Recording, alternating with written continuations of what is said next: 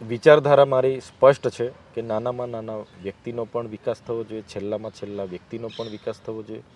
તમે આદિવાસી સમાજના વિનાશના ભોગે વિકાસની વાત કરો એનો હું વિરોધી છું. આટલા મોટા ડેમો બનાવ્યા, આજ દિન સુધી અમને સિંચાઈનું પાણી નથી મળ્યું. અમારા વિસ્તારોમાં શાળાઓ ઓરડાઓ નથી. ઘણી શાળાઓમાં એક જ માસ્તર 1 થી 8 ધોરણના વિદ્યાર્થીઓને ભણાવે છે. અમારા વિસ્તારોમાં તમે આયુષ્યમાન કાર્ડ આપી દીધા, પણ એક પણ હોસ્પિટલ નથી કે ત્યાં અમારું કાર્ડ ચાલે. અમારે ઈલાજ કરવા ભરૂચ, અમારે ઈલાજ કરાવવા સુરત કે બરોડા આવવું પડે. એટલે આટલી બધી અસમાનતા કેમ?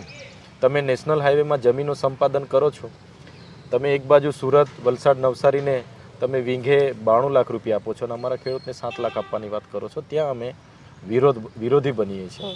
કોરોનામાં લાખો લોકો મરી ગયા, તમે ઓક્સિજન નથી પૂરું પાડ્યું. ત્યારે એ અસમાનતા કેમ? આજે તમે બિહારમાં નીતિશને તોડો છો કે ભાઈ જંગલ રાજ આવે એના કરતાં તમે અમારી સાથે આવો. તો મણિપુરમાં શું ચાલે છે? મણિપુરમાં તમારી સરકાર છે, ત્યાં તમારે મા બેટીઓને પરેડ કરાવવામાં આવે છે, ત્યાં તમે કેમ બોલતા નથી? તો ક્યાંક ને ક્યાંક અસમાનતા થાય છે નાના વ્યક્તિ સાથે. એમની પાર્ટી સાથે કોઈ પણ આજે ચૈતર વસાવા પર દબાણ આવે, ચૈતર વસાવા જાય એટલે દૂધે દોયલા બની જવાનું. સામેનો ધારાસભ્યો એને સામ દામ દંડ ભેદ નીતિ જેલ કરાવવાની, એ આ નીતિ છે. પોલીસને આગળ કરવાની, ઈડીને આગળ કરવાની, સીબીઆઈ, એનો હું વિરોધી છું. અને આ વિચારધારા સાથે હું સમજોતા નથી કરવાનો. આવનાર દિવસોમાં એનાથી વધારે તાકાતથી અમે લડીશું.